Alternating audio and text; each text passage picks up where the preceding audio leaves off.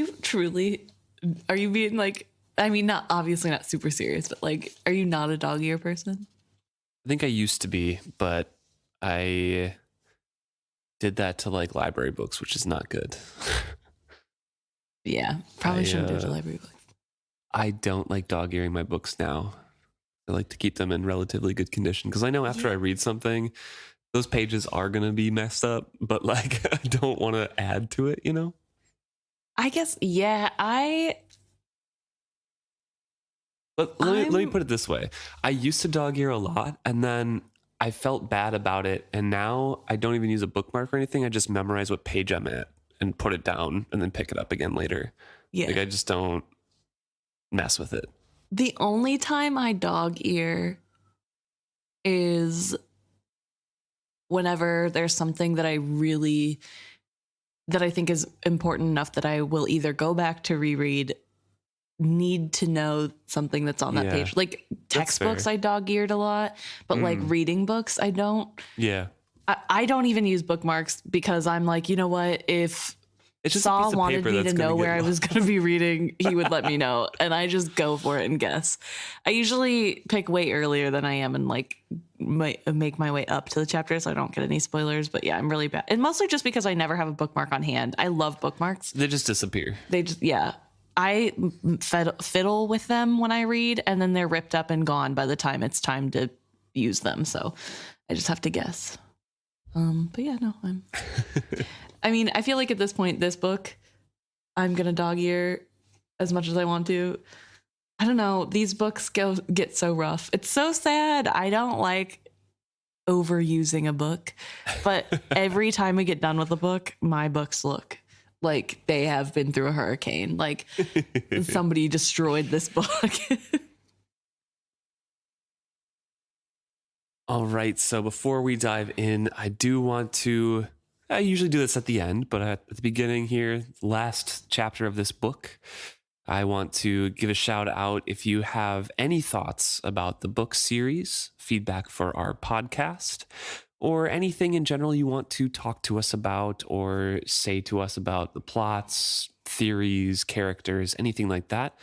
Our ears are wide open. We read all of your responses and your thoughts in there. We may not respond to all of them, but we do read every single one. So thank you, everybody who has messaged us before. You can reach us at our email, isfitshappy@gmail.com, or we have links to all of our socials on our website, isfitshappy.com.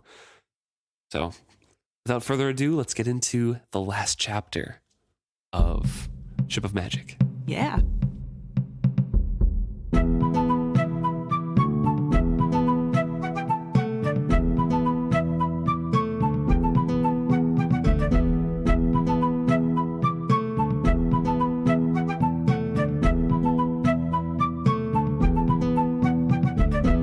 Welcome back to another episode of Is Fits Happy. I'm Luke. And I'm Emma.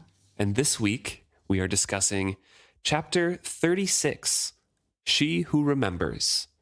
And it is the final chapter of Ship of Magic. So sad. I can't believe it's over already.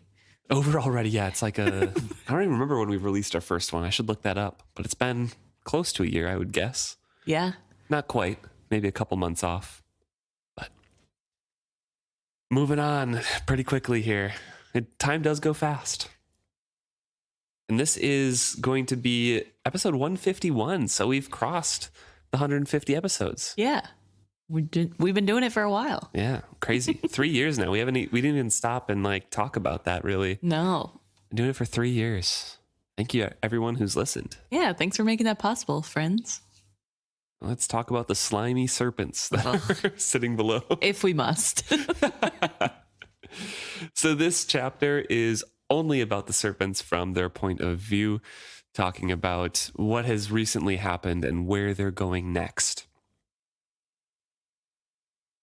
Maulkin says to the tangle, which is at this point just Shriver and Caesarea, because remember, they dashed after Vivacia and followed her. Maulkin says, "I was wrong. It is not she who remembers. Come away." Shriver doesn't understand, and it's explained that she has a gash down her shoulder where the white serpent had attacked her with his teeth, and she's kind of aghast that he used his teeth and not his toxins, like some sort of animal, basically. Maulkin doesn't understand either, and he's entwining them and pumping out, the faint old memories, the scent of blood wafted through the atmosphere from the attack from previously, and saying, I recall her scent. I have no doubt of her fragrance, but that thing is not she who remembers. So they're very confused. This is setting up a scene of like, we're following she who remembers. This is what she smells like. We know it's Vivacia in the distance. There's a white serpent who's following her. This serpent is crying out for food and pleading with she who remembers, petitioning her. And Maulkin was so angry because she who remembers was not answering the white serpent, right? And he wanted to follow that mystery to find out what was going on. Yeah, it's kind of hard that we start at this point because the last time we saw them out of their own point of view was last chapter when we saw Shriver attack the white serpent. So it's really weird to not get any context as to why she did that. And then just to come back and be like, everything's wrong. She is not who we thought she was. This is bad. I don't know. I wish we had a little bit more context. My assumption is that she was trying to wrap him up and put toxins around him to make him remember, or, kind of communicate with him a little bit more clearly. And the serpent, because it's forgotten who it is, attacked her with its teeth, which is why she's like aghast. She says something like, attacked her with his teeth like she was a shark and not a serpent. Right.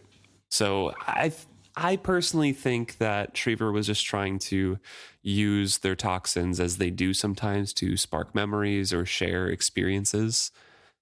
Interesting. Yeah, I don't know. It's really hard to tell. It felt very random to me. Yeah, especially reading it last chapter. Yeah. It's just kind of out of nowhere.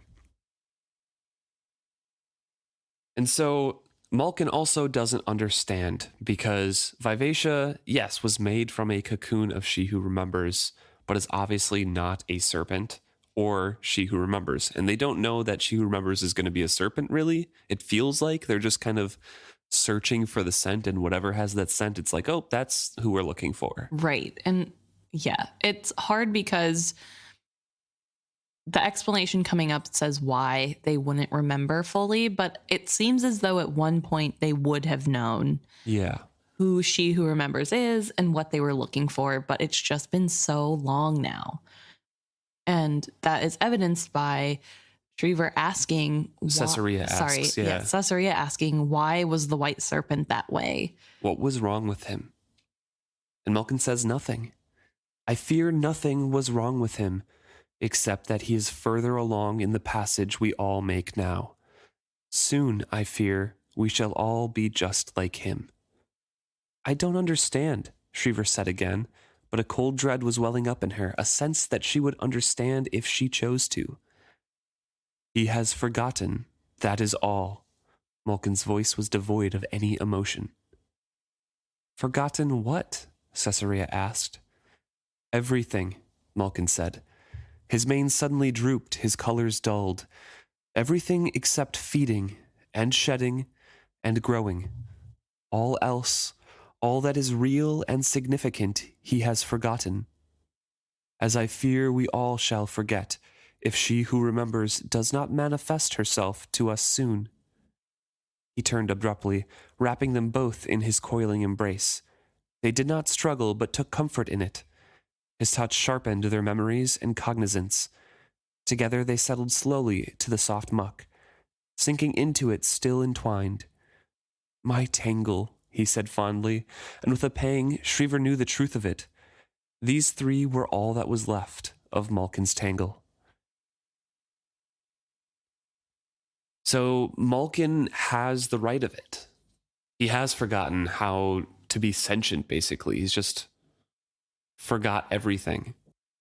Right. The white serpent really has lost all the memories. And that is what separates serpents and dragons from animals, is that they carry the memories with them, that they do this cycle of rebirth and have the knowledge to continue going. Yeah, and I believe in the past, dragons were not as sentient. Yeah. So they're reverting basically at this point. Right. And there's also this really big sense of loss because something has gone wrong and they don't know what. And it's hard because we know based off context clues that the serpents wouldn't have known exactly what to do anyway. The memories of being a dragon and of what comes next wasn't necessarily passed down to every single serpent. There's just the she who remembers who leads them to the next stage of life. They just have the barest memories to survive and to make it to the next round of life. So I think the fact that they come across serpents or meet serpents who are fully lost to that, it's just because it's a lot easier to go with the flow and to do things the way they are now when there is no escape in sight, when it's been so many centuries without she who remembers coming to save them. Yeah, and this really sets up kind of an underlying dread because your first time reading through, you don't really care about the serpents. It's an interesting thing knowing that they speak, they talk, and especially with Vivacia being very afraid of them in the last few chapters, and this kind of colliding of the two worlds, Right. of Vivacia and these serpents. They're still just kind of an interesting side part, and they become much more important later. But this is setting up that existential dread and that driver for the plot later on. And it really comes into play because I know the last book, they're very, very, very close to just losing themselves. They're running out of strength. They're all kind of dying. And Vivacia's like, we have to go. Yeah. No, it is something that is a little bit scary because something's going on. But I think it also grabs the interest and shines a light on the fact that something is weird about live ships. And it's not just because they can go up the Rainwild River, which we learned this book as a first time reader, but something's there. The serpents recognize them. And what does that mean? How is that connected? Why do they think that they're each other? And because we don't, if you're a first time reader, there's a pretty good chance you probably don't know that Amber is the fool. You probably aren't expecting this to be related to dragons as well. So I don't know, unless maybe you were like a eagle eye reader and we're really putting together all the pieces, especially Wintrow's first scene of making the serpent and the dragon into one tree of life. So yeah, that just kind of gets lost when you're reading the rest of the book, though, because it's right away. Yeah, and you're so focused on like the politics of Bingtown and what's happening to Kyle and the pirates, and there's so many new characters that just kind of gets lost in the shuffle, I feel like. So it's fun to reread it for sure. Definitely. So you can see those peaks and be like, oh my gosh, it was right there all along. So Maulkin grasps and entwines his tangle and repeats to them the holy lore. And I'll read some of it here because it is very interesting. And if you are sharp-eyed and very discerning on your first time read, you can figure out from this passage that they were dragons. Mm-hmm. He says, after the first birth, we were masters. We grew, we learned, we experienced. And all that we learned, we shared with one another, so that wisdom ever grew greater. But no bodies are made to last forever. So the time of mating came, and essences were exchanged and mixed and deposited. Our old bodies we laid down forever, knowing we would take up new ones as new beings. And we did. Small and new we emerged. We fed, we shed, and we grew. But we did not all remember, only some. Some guarded for us the memories of all, and when the time was right, those who remembered called to us with their fragrances. They led us back and gave us our memories, and we emerged again as masters to roam both plenty and lack, amassing still more wisdom and experience, to mingle it yet again at the time of mating. And he pauses and says, I do not recall now how many times that has come to pass. Cycle after cycle we have survived, but this last time of shedding and growing, has not it been the longest ever? Do not more and more of us forget that we are meant to be masters? I fear we decline, my tangle. Did I not once, long ago, recall far more than I do today? Did not you? So that creates an unease in Trevor's mind, obviously. But Right. we learn a little bit more straightforward of the cycle of life for dragons there. And the masters of the lack and the plenty. If you're paying attention to these chapters about the serpents, you can learn that that's the ocean and the air. Right. So he says that, the first birth, so I'm assuming that's when they first come into sentience, they're first kind of intermingled with silver, I guess. Mm-hmm. They were the masters, they knew everything, they kind of shared all their memories together. Then they had to do the cycle of life, became serpents, grew, shed, became dragons once more. And this time, they've been doing it for who knows how long and have slowly been forgetting. And Maulkin is kind of aware of that. He's thinking, I'm pretty sure I knew more a little bit ago than I do now.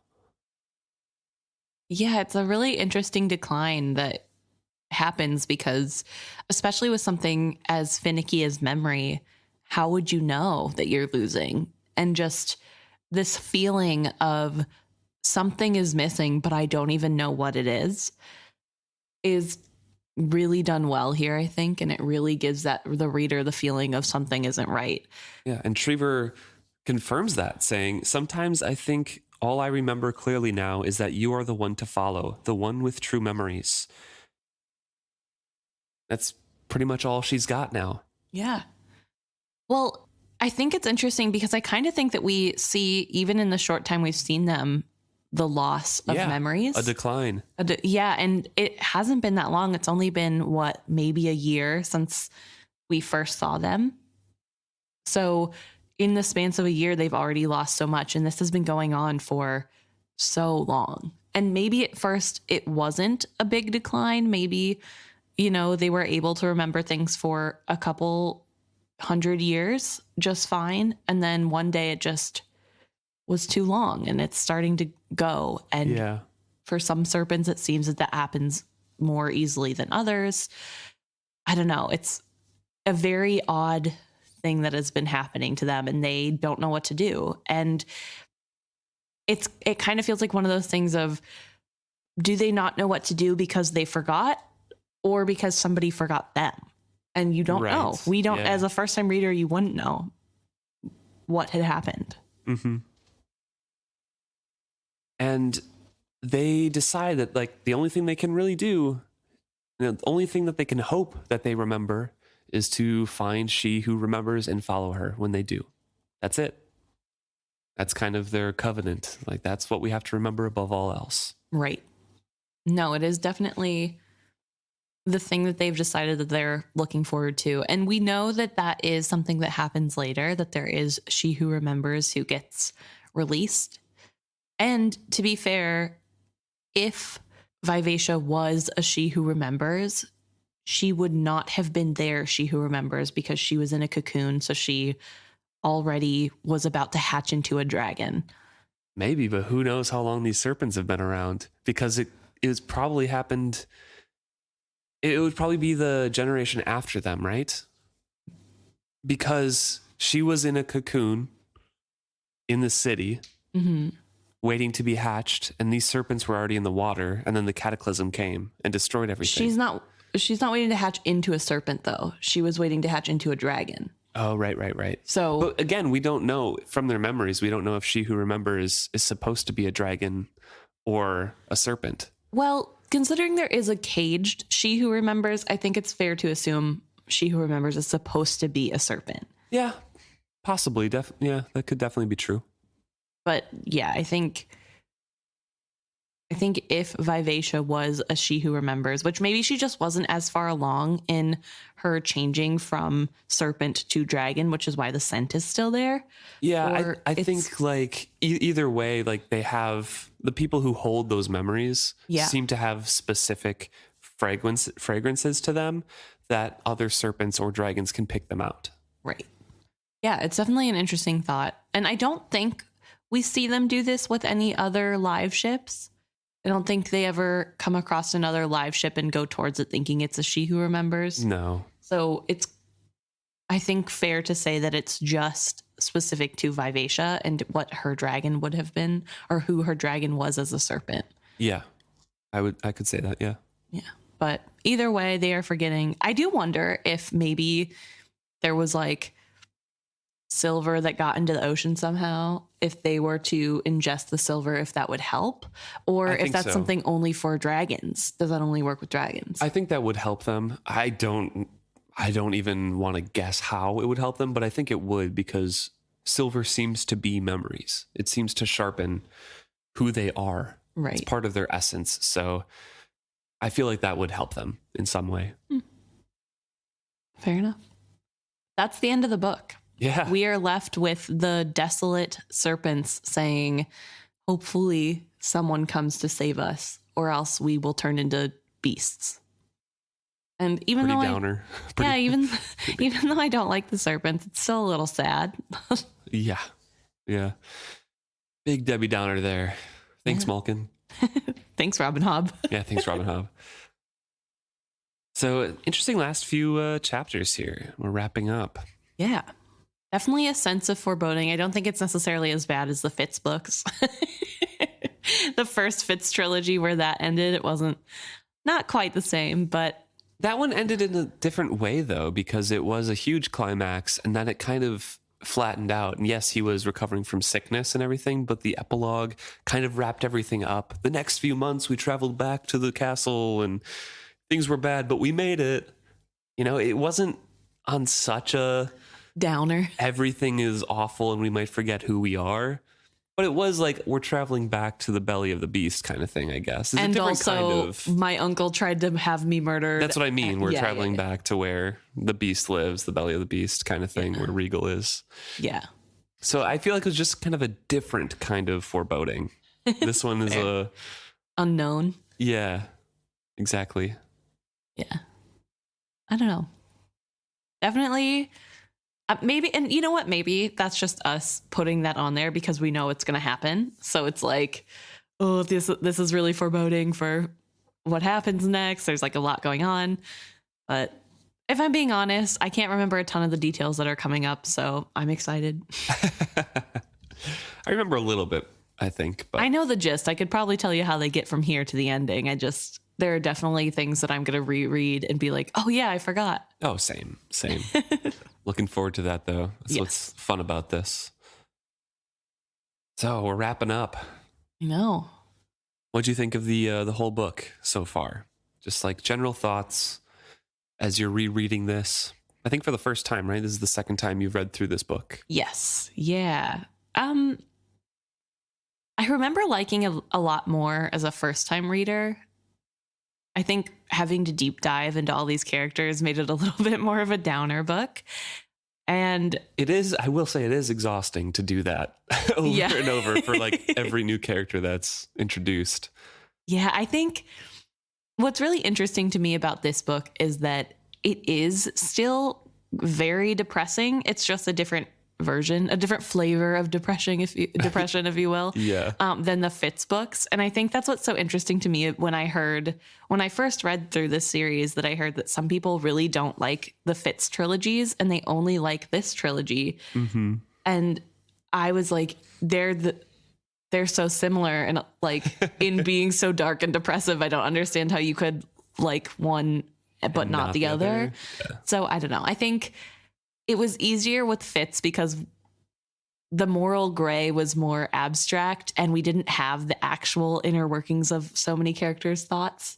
And I like that a little bit more. It's a little bit more comforting to just have to worry about your one character and you like feel a little bit more protective of them. Yeah, Whereas true. this book was more, We're critical of everybody and yeah, charitable to everybody, or try to be. right. And I think it's just because we don't spend more time with one character than the other. There are some characters we spend a lot less time with, and I feel like they end up getting the better end of the stick. like Kefria. Yeah. I guess Kyle, we've been in his point of view and we don't like him anymore, but He only had like one point of view, and that was to show that the serpent was kind of controlling him to kill Wintrow. yeah, Robin Hobb was like, okay, I think my readers would realistically think he just wanted to kill Wintrow, so I need to maybe give him a little bit of something. Mr. Like, Family Man himself. Yeah. She was really like, okay, I'm going too hard on Kyle. No, I don't think she thought that. I think she thought like, it is realistic that he would kill Wintrow. I need to show that it wasn't his intent.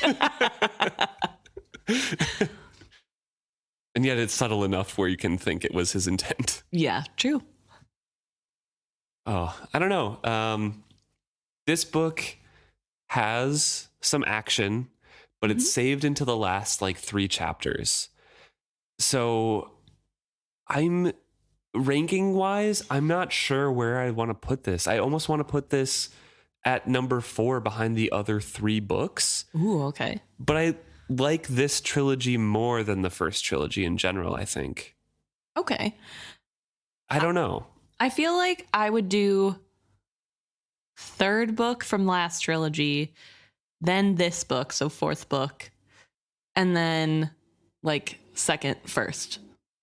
Okay. So yeah. So the Assassin's Quest is your favorite out of the ones that we've read so far? Yeah. And then this so one's the far. second favorite?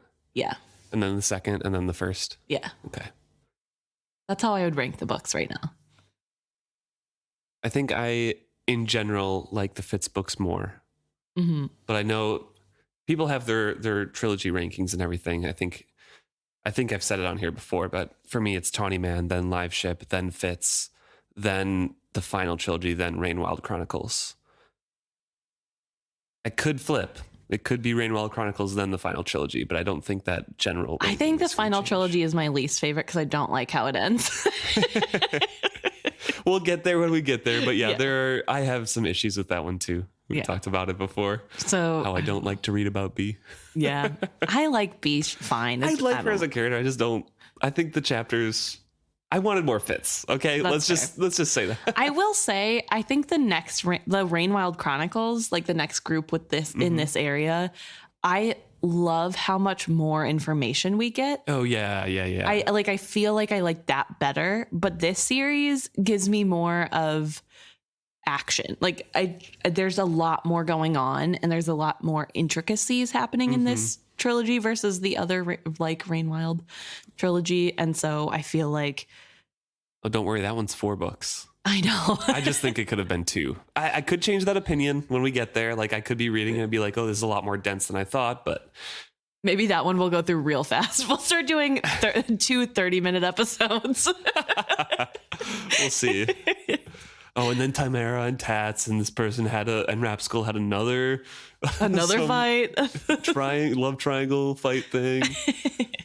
I don't know. I think overall, though, I do really like. I mean, I like the series as a whole. We wouldn't have made a podcast if we didn't. But this book you really liked in general? Yeah, I think the vibes are pretty good. I think it sets us up for a really interesting story. There's a lot of. I think I like that there's more magic in this book. Oh yeah, it makes the world feel a little bit more alive, and especially since they travel down to Jamalia, even briefly, it's like a lived-in world a little bit more. Yeah. I remember loving the Pirate Isles kind of aesthetic as well. Them just like sailing into a marshy riverbed that changes all the time. Yeah. To find a hidden town that's run down, and this guy has a vision to turn it into a kingdom. Yeah, I think maybe that's what I like so much. I think in my imagination when I'm reading these books, this book is so colorful, and so are the next 2. It's just such a colorful imagination, the landscape, the outfits, the area. It's just pretty and beautiful, and Fitz's world is so gray. The Farseer world is dark blue and gray. It's raining all the time. There's never any color. Everybody wears brown. Except for the red skirt. Yeah, the red skirt is it. That world definitely feels old and lived in. This one, Jamalia had that feel in a dingy sort of way, and Bingtown kind of, but it feels much more new and changeable.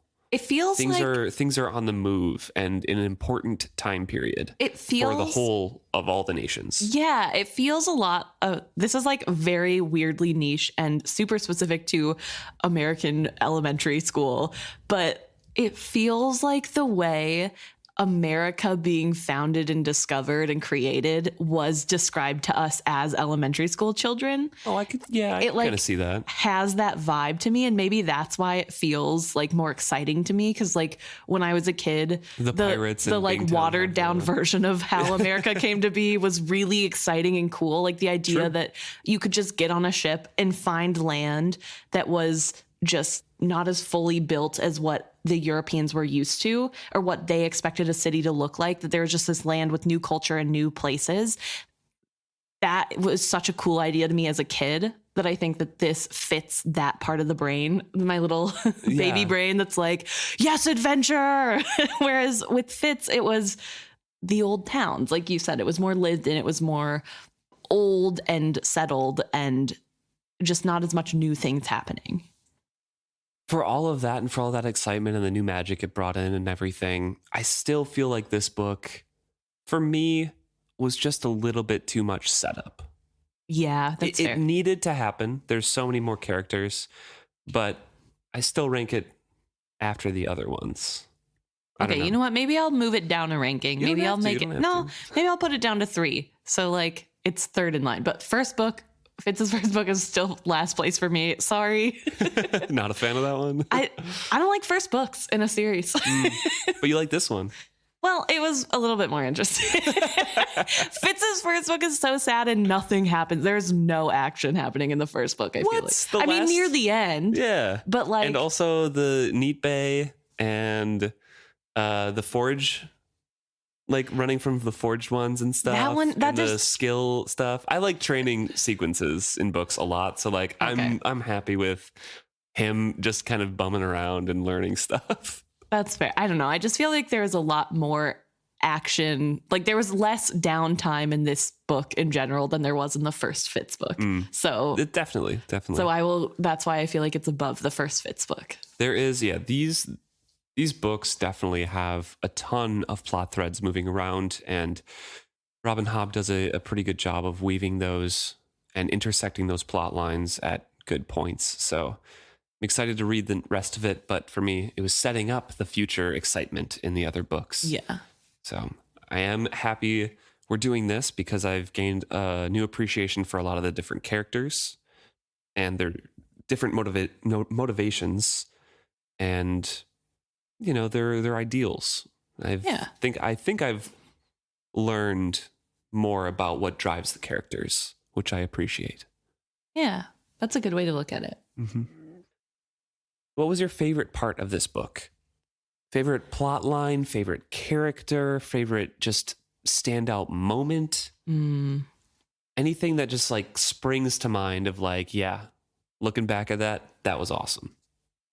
I think recency bias is at play, but I really do like the moment where Kenneth and Wintrow do the like heart to heart moment from last chapter. Yeah. Where they like look into each other's eyes and Wintrow is like, I feel like I've been here before. I feel like this has happened before. Like I love that moment. But again, I think that's more recency bias and that's like my ultimate favorite.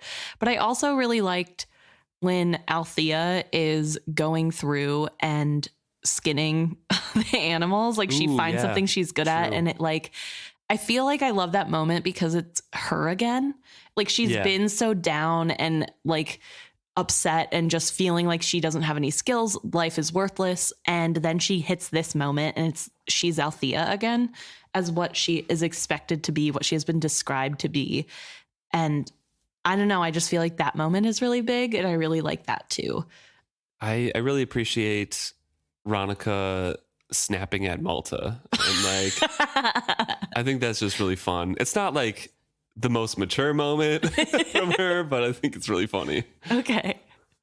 But yeah, the Althea one was really good because as Hobb describes and Althea describes herself, that was kind of the moment where she woke up a bit. Yeah. Ophelia is great in general. Yeah. Love Ophelia. I like seeing Wintrow slowly figure out the moral grays and like Yeah. how morality isn't black and white and Saw isn't either. And just that whole journey of like, I can't let myself become a sailor because then I'm no longer a priest. And Right. I think, which isn't just one specific moment, but I think the plot line of going who we have Wintro at the start of this book to even just the end of this book is so good. There's like so much growth, and obviously there's still a lot of growth left to happen, but I think it's so interesting to see him be one with the real world and realize that he was privileged and he was coming from a point of view that didn't know as much. Yeah, true. I will say I also really like Paragon, but there's no specific moment that stands out for me that I love the most. Just a good character. Maybe when he throws a tantrum and throws the wooden blocks that Amber made for him and then is like, I'm sorry, did I break any? I do want to just hop back on the Wintro thing real quick and read a passage from the first time we meet him with Barandal. Barandal says, Wintro, refuse the anxiety. When you borrow trouble against what might be, you neglect the moment you have now to enjoy. You indulge in prejudgment too often. If you are refused the priesthood, it will most likely be for that. Wintro's eyes flashed in horror. For a moment, stark desolation dominated his face, and then he saw the trap.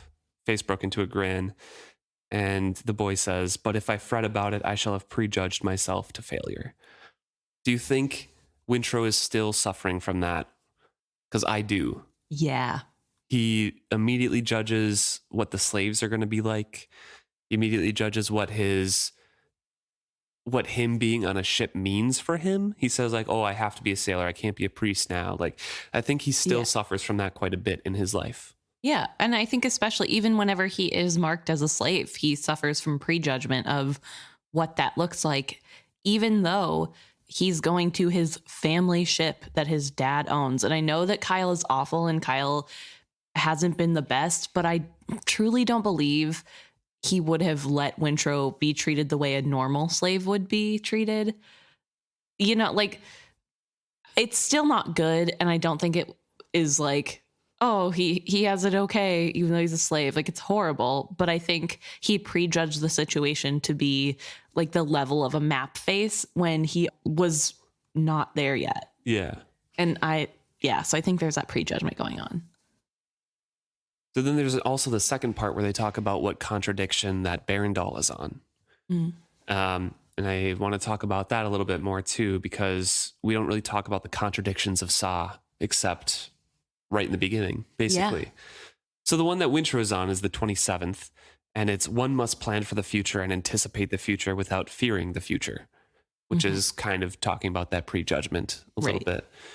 And Barandal says he's on the 33rd, and it's, a priest should not presume to judge unless he can judge as Saw does, with absolute justice and absolute mercy. And I wanted to bring this up because it, I think, leads in a little bit to the Saw Adar discussion that we were having as well. Yeah. About the characters. Because they talk about that judgment. So Wintro thinks about it a little bit and says, as long as you believe it is impossible, you close your mind to understanding it. Unless, of course, that is what we are meant to discover, that as priests we cannot judge, for we have not the absolute mercy and absolute justice to do so. Perhaps we are only meant to forgive and give solace. Barandal is still stuck on it, so he's just, well, you sliced through as much as I did in 6 months. And yet I think about priests who do judge, wanderers of our order who do little except resolve differences for folk. So they must have somehow mastered the 33rd contradiction. So, talking a little bit about Saw Adar and how Wintro thinks that he must have been one of those wandering judges, because Saw Adar is pretty much obsessed with justice. And that comes up in the next book a bit more, but I wanted to talk about now because it's part of this book, and I'm going to forget it by the time we cover that next book. Fair enough. So, do you think this conversation shaped Wintro of how he views Saw Adar? He hasn't quite gotten to this contradiction, and this little conversation here is something that he hasn't studied yet, so he doesn't really know the contradiction. Barandal is agreeing with Wintro. It hasn't quite solved the contradiction, but agreeing with him, saying like, yeah, I got to the same heart of it, that maybe priests are only meant to give comfort and forgive, but we can't judge. So do you think that's the issue that Wintrow sees with Sa'adar? Or do you think it's what we talked about last chapter with, Wintrow seeing through a facade of a man who just wants power because he was disillusioned with his faith through slavery? I feel like there's a chance that it's a little bit of both. I think, obviously, as we touched on last episode, Sa'adar was brought into slavery in some way, and that would have a huge impact on how he sees his faith and how he acts going forward. And I think it's fair to say that he probably already struggled with some of the contradictions. It seems that all the priests do, that you just kind of have to, you stay on the one that you're struggling with until you can go to the next. And maybe this is something that Wintrow sees as not following the contradiction, or not really being of Saw, because he's putting judgment. He's deciding that death is an okay punishment for others, and that's not really something that Wintrow's version of Saw believes in. And Berendal kind of, in that passage a little bit afterwards, when Wintrow rebukes him, saying, like, don't judge the words of Saw by what others are doing. Mm-hmm. Berendal follows that thought and says, but if I follow the precept alone, my heart tells me it's impossible for a man to judge as Saw does, so then I must conclude that either the wanderers have much greater spiritual depth than I, or that they have no more right to judge than I do. Could it be that an entire branch of our order exists without righteousness? So I feel like with Wintrow leading him there, I think that did play a part in how he views the world and how he thinks, making those decisions or judging people is not of Saw, at least to Wintrow. So I definitely agree with you on those thoughts. Yeah. And maybe with that new thought, maybe Sa'adar truly does believe that what he's doing is of Saw. I think he does. I truly think he does. We can look objectively on the outside and say this man has lost Saw's way. We don't know the actual precepts of Saw, but as readers, through Wintrow's mind, we can be like, this isn't the Saw that we know. But I think in Sa'adar's mind, he truly is following through with what he believes Saw's teachings would say. Yeah. Provide justice to the man who enslaved a bunch of people. Right. So I don't know. It's just interesting thoughts there. And then I just wanted to talk about Wintrow because he's one of the more complex characters in this whole series. Because he does change, but it's very subtle in a way. And it's hard to pinpoint those changes, but I think it is drastic from the beginning to the end. And I wanted to just read a little bit from the beginning because you can still see those flaws in him in the last couple chapters. Yeah, definitely. But he's made progress. Yeah. I think it is just a huge difference, though. I think being able to live through some of the things he has and see firsthand what some of those things look like, it would change the way you view them and how you can talk about them and how you go moving forward. So I don't know. Yeah. Wintrow, as I said in the beginning of doing this book, I think he was one of my, not least favorite, but just like, it's another Wintrow chapter to get through. And I think doing this deep dive was one of the characters that gave me more of a, an understanding of, because of these interesting talks about Saw and how he views morality. It's not the same as the other chapters of the book where it's kind of in your face and like plot point after action, Yeah. It's more introspective. It's a slow down. Yeah. But he was a very interesting character, this book. I can't say he was a standout favorite for me. Yeah. What about, who is your favorite? Favorite character in general in this book? I think my first time through, I loved Amber, I loved Brashen, and I loved Kennet. I think favorite character still has to be Kennet because he's so interesting to read from the point of view of. Yes, he's abhorrent, but like he's so interesting to read from. Brashen's a bit of a sad boy in my mind now and like a deeper reread. So I'm just like, I got you figured out. You haven't changed that much. You don't have a ton of growth in this book. Next book, that's what that's for. Right. He's just kind of like the standard fantasy character, Mm-hmm. Althea is a little bit more interesting this time around as well because of the deeper reread. Mm-hmm. But I think Kenneth still has to be a standout for me. Wintrow is climbed the rankings a bit, I'll say. Okay. But I think Kenneth stays at number 1 as favorite character in this book. Okay. Interesting. I feel like Etta is my favorite. I guess we don't really get her point of view, so I feel like it's not fair to say Etta's my favorite. But I really do I think I would put her in my top 3 just because I think she's so interesting and her life is just so different from all of the other characters. I think she really embodies independence that a lot of the other characters struggle with, and just a sense of self that isn't really reliant on other people's judgment. And I think that's a crux of most of the other characters, is they all in some way are worried about other judgment. I guess Althea less than most, but she still has to worry about judgment in a lot of ways to get her ship. Etta is starting to rely on Kenneth's, though. Yeah, Etta is starting to rely on Kenneth's, which is unfortunate. But I mean, even in the way that she does, she still carries herself in a way that I think outside of Kenneth's point of view, and even if Kenneth didn't like something, I don't know that she would fully change it. Maybe to ensure her safety, but it's not in a sense. I don't get the sense that she cares about Kenneth's judgment on a deeper level. It's more of a surface level of I need to stay here for safety. So do you think that's something similar between her and Wintrow, or do you think Wintrow kind of shapes himself as well? I think Wintrow's different in that he doesn't have the confidence behind. I guess that's not fair. He is pretty confident. He's very confident that he is right morally. Yeah, he's self-assured in his viewpoints. But I think self-confidence wise, he doesn't have that. And he doesn't necessarily have the ability to always act on what he believes is truly right. I think he constantly backpedals or tries to be more palatable depending on the situation. Whereas Etta's just who she is, kind of. Yeah. Okay. Yeah. And it's interesting that the last chapter, I guess, they're both kind of I don't know if I like this other person. And Etta's I know I don't like the boy Wintrow. And seeing where they end up, where he teaches her how to read and, I feel like Etta and Wintrow are really cool together, but I don't know.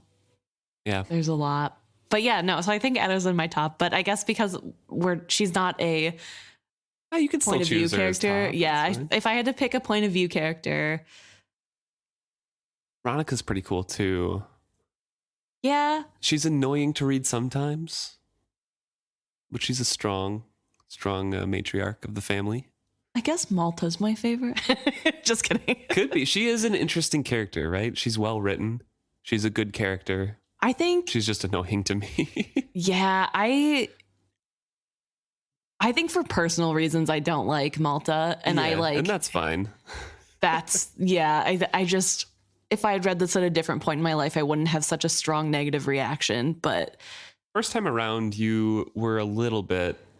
You thought she was annoying and stuff. But I definitely advocated for her. Yeah, I don't think you had a visceral reaction. No, this time I definitely did not. So what's your other favorite then? Any of the live Vivacia? I was going to say maybe Vivacia, but I kind of just feel so much pity for her that I don't know if I can put her as a favorite. That's fair. I think Vivacia is really interesting and I like how strong she becomes later. Mm-hmm. But I don't know if I'd put her in my favorite. I like Althea a lot, but again, she suffers from whiny character syndrome. So maybe just stick with Etta then, Yeah, I really like Etta. We get her point of view once, I think, right? Yeah. Maybe we've gotten it twice. Maybe twice. But once or twice. So I guess she is a point of view character. I don't know. I like her. I do like a lot of the other characters too. I think they're just, I don't know who I could pick as my favorite in this novel. Yeah, you know what? When he said, I think I should feed my son to a serpent, I was like, I really resonate with that. yeah, I don't have a child, but I get it. I have 4 younger siblings. I get it. Do you have any thoughts for the end of the book or any questions? I think overall, I need more descriptors of the people. Okay. Because straight up until the last chapter, I forgot Sorkor is maybe not handsome. As you like talked about. Yeah. Yeah, maybe not handsome, but I was definitely picturing like Smee from Peter Pan. But he's a well-muscled, He's like a tall, man. beefy man, and that's not Smee. So He's not described as tall, but he is well-muscled. I guess, yeah, he's not. Kenneth is the tall one. True. So he's like average height. Yeah. We love a short king, but like he's not Smee. He's definitely, I don't know. I can't think of another Gaston. Maybe. No, I'm just kidding. I guess Gaston Gaston's too tall. He's too tall. He's LeFou. No. Oof. No, I don't know. He's maybe not a Disney character. Is that because you thought Kenneth was Captain Hook? Yes, I picture Kenneth as Captain Hook, but with blue eyes. So. Oh my God, that's amazing. He kind of is. Tell me he's not. Like, look at a picture of Captain Hook. He dresses too flamboyantly. But he dresses in his time period. And that wouldn't have been too flamboyant for the time period. Yeah, maybe. And it's all well made. So that's what I will say about that. He has shorter hair and not curly. I think he has long hair. Is it not in a ponytail? Oh, maybe. I don't remember. Again, the descriptions. I know. It goes back to the Again, descriptions. like, what does this man look like? I feel like long hair on men is pretty normal in this world, but maybe not. Maybe that's just buckkeep people. Like, does Kyle have long hair? If Kyle had long hair, I'm picturing like long blonde Fabio hair. Nah, he's got a Bieber haircut from like 2012. No. No, that would be Wintro. Okay. Oh no, not 2010 or 9 or whatever. Whenever the long swoop. 2008. 2008. I don't know. You don't know you had the haircut. True. Everyone had that haircut. But I don't think I had a haircut. I think I just didn't go to the barber for a while and it was long. Sure. Okay. Anyway, I would love more descriptors so that I can like picture these people a little bit better. I have a very clear picture of what Etta looks like. Okay. Because she's like described by multiple characters. Yeah. So I know that she's like Shorter tall, hair. thin, short hair, like very Slim. Yeah, striking. She like could pass for a boy, which I also know that's true about Althea as well, that she is very on the slimmer side. She kind of looks like a prepubescent boy and Looks like Wintro. Yeah, looks like Wintro. So Wintro, Etta, and Althea all look the same. The only difference is Althea has long hair, which again goes back to then, do other people have long hair? Because Etta remarkably has short hair. Yes. Or like markably has short hair. That's all we know. So I guess we know Kyle is blonde. True. And Kenneth has blue eyes. Yes. They probably described him early on in the books. We just forgot because it's been almost a year. Yeah. I feel like Kenneth's tall and lanky. He is tall. They describe him as tall. I don't know. I just want more. I want pictures. I want fully drawn out pictures. Oh, that's right. Your covers, I mean, that's supposed to be Brashen, I think. What? Let me see. It might be Kenneth. But like, I mean, cover artists aren't reading the book and they're not taking directions from the authors. They're just filling out for the publishers. So they don't really know. The cover illustrator of the version of my book is Dieter Graffet. I think is how you pronounce their name. I know John Howe did a bunch of illustrations and they're gorgeous. But again, none of the illustrations are exactly as people are described in the books. Right. Because then the covers of the Farseer trilogy would be a lot different too, you know? So yeah, that's true. I don't know. Either way, I would love to have more description. I'll show you the cover on mine. I have one of the ebooks here. And I am 100% positive it's supposed to be Althea. This is, I don't know. It's just like way too high of a cheekbones. She's got like a flowy shirt with a vest on. I love a bunch it. of like a bunch of gold jewelry and like shoulder necklaces. She looks like a heroine in a romance penny novel, like True. that your grandma would read. And I love it. And is holding like a sextant, I think that's what that is. It's some like navigation ship thing. What she is depicted as having in her room. And then probably the guy sitting in the background Brashen? is Brashen, but he's like shoulder length hair. I love it. Honestly, I love Brashen being a dashing, charming, handsome man. Although I feel like he is never described that way. Malta thinks he's dashing and handsome. Next book, he comes into the room to give them the news that Vivacia is missing, and only Malta is there. And she invites him in and like tries to land the wiles. Gross. Yeah, because it's Serwyn's older brother. Yeah, she has a crush on Serwyn, so like I don't know. Anyway, so I guess I wish that happened in the book, but overall book thoughts or questions. First time reading through this, where did you think the story was going? Do you remember back then of like your initial, because you're a person who loves to try to predict the endings. Where did you think it was going? Even like partway through book one. I thought that it would somehow connect with information about the serpents, which I was right about. There's just so much that points to stuff happening there. I was like, I think this series is we're going to figure out the secret of live ships, and we're going to figure out the serpents. As for everything else, I truly had no idea. I was like, maybe Wintrow's going to kill Kennit and take over the ship. Maybe he's going to become a pirate. I like don't know. I don't see how that's playing out. I guess I also thought that Althea would somehow come to avenge her ship. Like there was no doubt in my mind that Althea would find out and come after Vivacia. I just didn't know what that would look like. Yeah. And I definitely thought that Ophelia would be involved more with chasing after Vivacia, I think. Yeah. Like I thought that's why she was introduced in the end, so that she would be more prevalent next chapter, which isn't necessarily not true.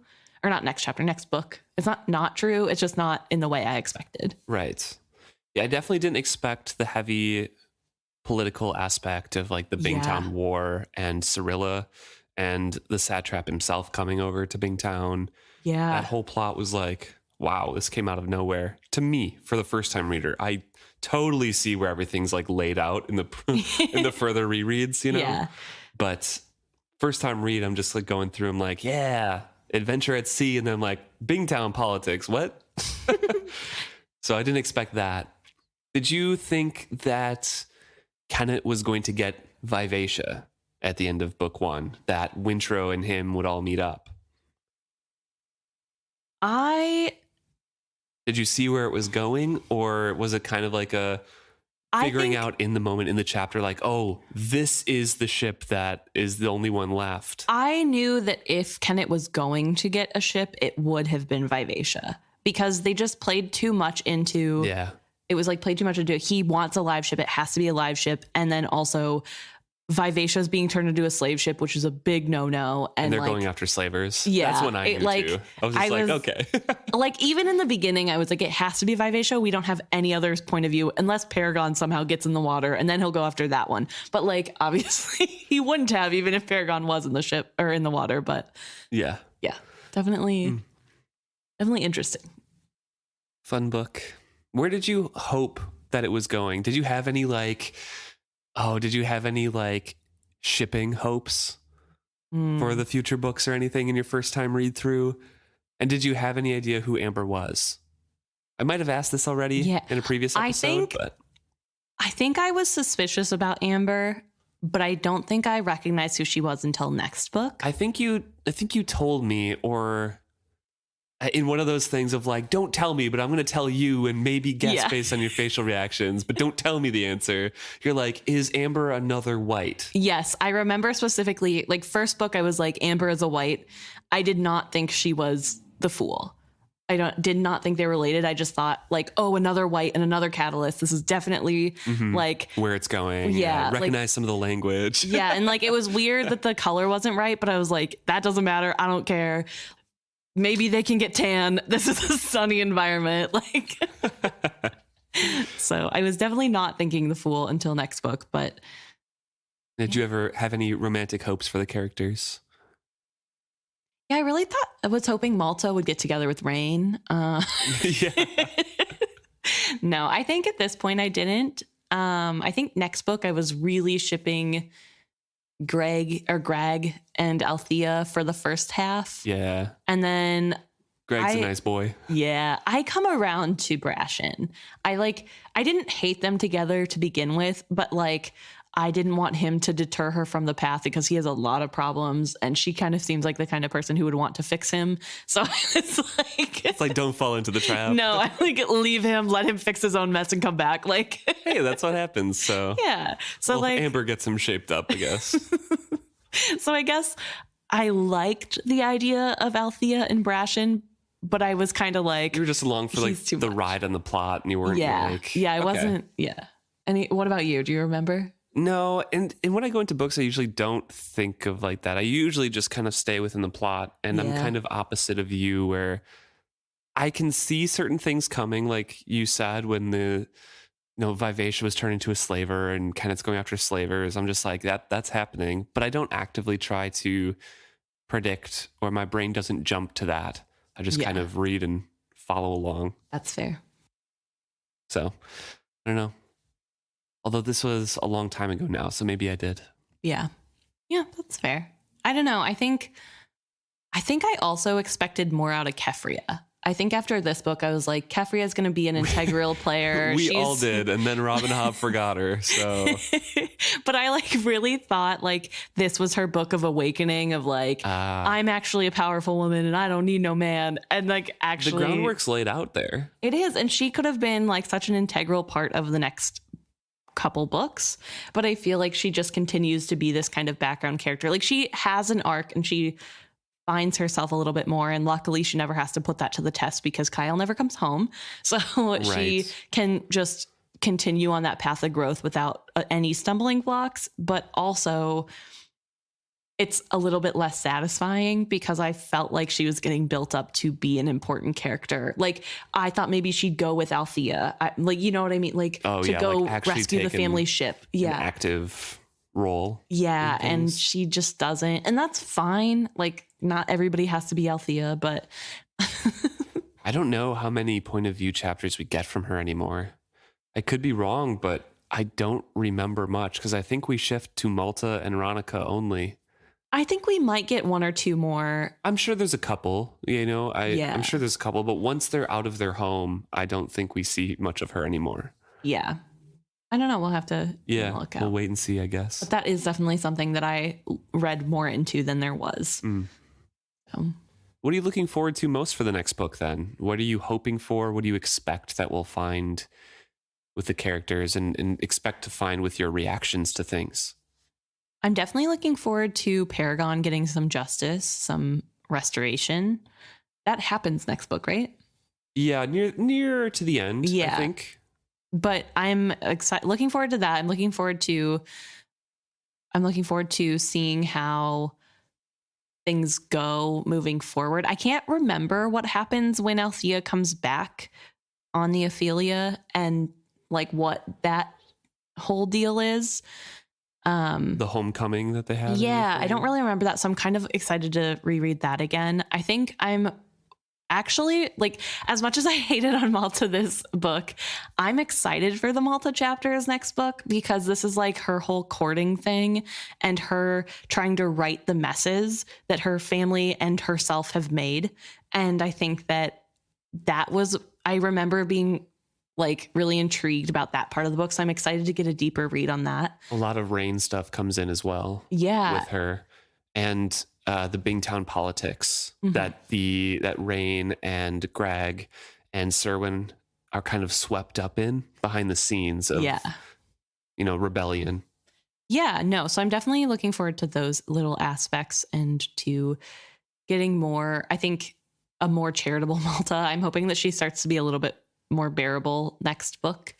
And I guess also seeing the growth of Brashen and Wintro, which are two different growths, but definitely growths that I'm excited to see. Not as excited about Kennett. No, yeah, the Kenneth stuff and Cirilla stuff I'm not looking forward to No, in general. it's hard because I feel like as a rereader, the joy of Kennett is kind of taken away because you know all of the awful things he has done. And so it makes me not really excited to read him to do that again. So I don't know, not looking forward to that part, but it is interesting nonetheless. I don't even know if that's the next book, is it? For sure, not until the third book. Okay. One of the things, but I think something else happened, or he might talk about his past, which is sad. But I could be wrong. Maybe the past is also third book. Either way, it makes it unenjoyable up until the point for me personally. I just can't get into him. I don't know. That's fair. That's definitely fair. But I do I understand that he is he has a lot going on. It's just all evil.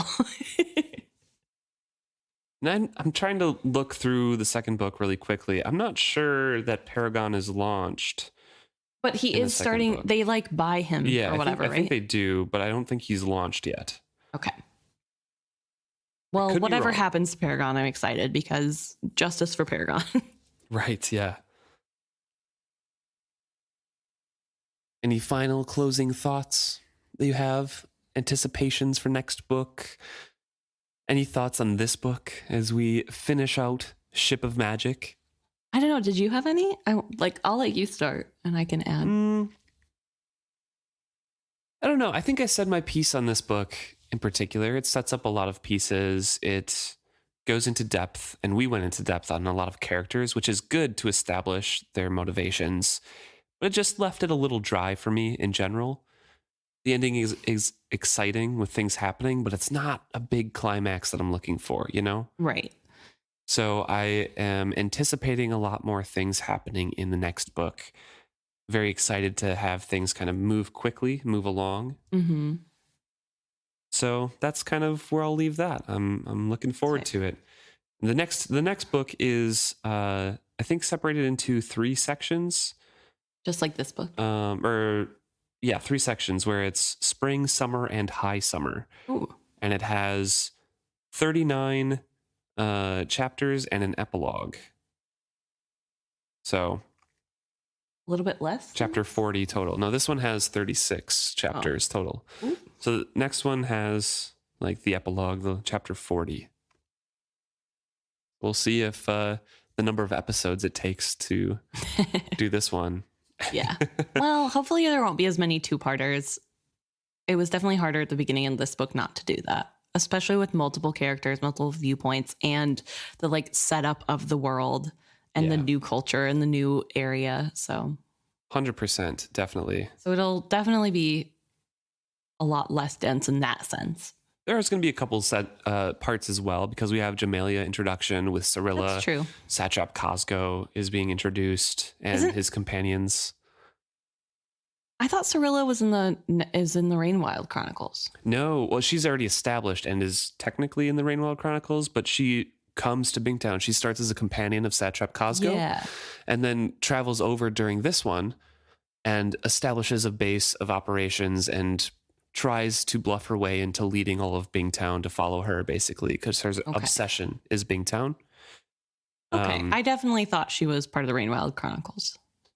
She's probably in there as well, just the same way Malta is. Yeah, but no, I mean, I definitely thought she was a main character in that one. Yeah. So, Cirilla starts in this one.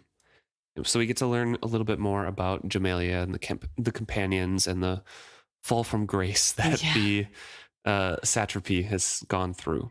Yeah. And I guess that part is kind of exciting. I like the world building aspect in that way, that we get to learn more about the customs. It helps me whenever I'm reading to understand the motivations of the characters more, if I can understand their culture, because obviously the way I'm reading, I'm going to come at it from my own culture, which isn't necessarily what they're basing their judgments and their actions off of. Right. And so I think the more I know about a fictional culture, the easier it is to be like, okay, this makes the most sense. Like, Right. I understand why they would do that, even if I wouldn't do that because I'm from a different culture, I'm from a different time period. I wouldn't need to make that choice. So I don't know. It's just nice when I get more, I feel like it's more rules. Mhm. And so I like that. I like, here are the rules that they're supposed to follow. And I can be like, okay, so either Make this guesses. person, yeah, like I'm guessing, like, so it makes sense they're following the rules, or it doesn't make sense they're not following the rules. But I'll still obviously, like with Malta, make judgments. Right. Yes. So I'm looking forward to the next book. We are going to take a week off before we post an episode for that. So we get a little bit of a break here. So the next one is going to be in a couple weeks after you hear this. Yeah. I did look it up. We posted our first episode, the prologue to Ship of Magic, The Tangle, on June 17th of last year. Wow. It's not a full year. About what is that, 10 and a half months or so? So it's pretty good. Yeah. Yeah. Not quite. Not quite. Maybe the next one will be longer. Hopefully not. I feel like one of these times, one of these books is going to take us a whole year. It takes us more than a year. Ooh, man, that is a dense book then. Yeah. Ooh. I don't know. We're in it for the long haul. It'll happen. Yeah, we're in it for a long haul. But if each book starts taking a year, we're only 4 books down. We got 12 years to go then. I don't think I can do that. I don't know. We'll still be young and carefree. Young? Are you kidding me? I'll be 41 by the time we're done. That's not that old. You call me old now. That's because it's you, and I will call you old no matter how old you. I called you old when you were 23. Like, True. it's old isn't the number. It's me. It's you. All right. Well, thank you so much for. Oh, yeah. I had a question. Yeah. Before we end, why do we think continuing the cycle of dragons is important? Can we gather that from this book? Just from what we know so far and not what Fool says later? Mm-hmm. Like knowing, we can take our perception of rereaders knowing that serpents are dragons, but from this, what has happened in this book? I'm not sure I understand the question now after you added that. That's fair. I guess in general, what's the point of bringing dragons back? Is my main question, because that's how I feel. Well, we know that from what the Fool has said in other books, but I don't know if we know that context as first-time readers, if this is where we stop. Right. Yeah, it's hard to explain how I want to answer this question. Like, let's assume that as a first-time reader, we understand, we picked up what they were putting down. We know serpents are part of the dragon cycle. Yeah. But like, why is it important to continue this cycle? I think it's just, as first-time readers, it would just be faith in what the White Prophets want. Because through this book, we don't know, one, that they're dragons. We can make guesses. And two, we don't know for sure that Amber is the Fool. Again, we could make guesses. If a first-time reader through these books, you do guess that they are dragons and you do guess that that is the Fool, then I believe from the first trilogy, you would be like, well, the Fool knows what he's doing. He has a plan. I trust the Fool. So I guess you would just kind of continue along that. But as outside knowledge, we don't have that until, I think, Tawny Man trilogy. Okay. Because the answer to that actually is they need it to balance the world, right? Because humans are too arrogant and they need to be put in their place a bit to keep the balance of nature and everything from being overrun by the hubris of humans or something like that. Yeah. It's just a better future in general. Okay. I was wondering if maybe it would, like, if you could think about it, like, if you're just taking it from that was such like a scholastic answer and very like deep and knowledgeable. My brain was like, too many sea worms, got to get less. So that's why it's important. So they can just become dragons and then depopulate the sea. Yeah, the seas are getting overrun with serpents and it's bad for the economy. Yeah, I wonder if there's any food shortages because of fishing. Yeah. Like the lack of schools of fish or anything like that. Jamalia's got to be run. It's a port city. There's no way that they run on farms only. And those fish have got to be gone with the serpents just chilling there, right? No, because they have slaves. Yeah, but like they're not being thrown overboard in the harbor where all the slavers are. Aren't they? The one person. But nobody knows the serpents are there. And if they were, the serpents would be near the surface. Vivacia says they're all at the bottom. Well, it doesn't seem like they need to eat all of the time. That's true. That's true. And I think they can like wait as long as it takes to get a new shipment of slaves onto a boat. I was just saying in general, though, like with serpents all around Jamalia Harbor, they're a top predator. Those fish aren't going to be around very often. True. You know? But if they're just like resting in the mud. Sure, but I think they would still be scared of a giant predator like that, you know? Yeah, but I mean, they're where the ships are. They're not like out where the fishermen would be fishing necessarily. I mean, obviously they go through there, but yes, I still think that there might be, with that many slaves going in and out, slavers, and that many serpents, I personally think there should be a lack of fish and a lack of food that's going around, especially with all the serpents migrating north. Yeah. I'm sure there are. I don't know. Robin Hobb, we don't know anything about the economy, and now the food economy. What's going on? Where's the economy information? Where's the money information? I need to know what the currency is and what it means. We actually know quite a bit about the economy and the state of affairs in these books, just not the specifics of how much things are worth. Which, how am I supposed to make my stock market exchanges in Jamalia if I don't understand the worth? We don't even know if they have exchanges. Come on, Robin Hobb. Get us the in-depth I need to know if there are the Wall Street brothers. Or brothers? I meant bros, but like... Brokers. Yeah, where's the economic laws for the satrapy? Come on. How are the banks doing? Won't someone think of the banks and bail them out of this poor economic climate? Anyways... that's a different that's a different podcast. Thank you so much for tuning in. Do you have any final thoughts? Any other questions that sparked? I did have one, but then we got so off topic that it's gone. Just give me a second. Well, we'll sneak it in right at the end as I say the closing farewells here, if you think of it. Thank you so much for tuning in to this whole book. As always, we appreciate all of your thoughts. And if you have anybody who hasn't heard of our podcast, who you know has read the books, please recommend them. We love to add new people, new thoughts into our discussions here, and we like bouncing ideas back off one another. Thanks for tuning in. Did you think of it? No. I tried to stall. Forever. I tried to lengthen that. Well, maybe you'll post it on the like a question on the episode post if you think about it. Yeah, I'll try. Okay. Well, you can find us at isfitshappy.com. We have a link tree in there. We have links to all of our socials on that website. You can find our episodes there as well. Or you can visit us at Facebook, Twitter, Instagram, and on YouTube. We're at isfitshappy on all of those. Or you can email us directly if you want to spark a conversation with us. It is fitshappy@gmail.com. Thanks so much, guys, for listening to us. We've made it 151 episodes, and we've made it through 4 books now. And we couldn't have done it without you guys joining us along the way and giving us things to think about more in depth and ways to think of the books and the language. And we really appreciate you guys. And it's been very fun to build a group of people that enjoy this book, and it spans across multiple countries, and we're just really grateful to have you guys here with us for the journey. So can't wait to hear from you next book.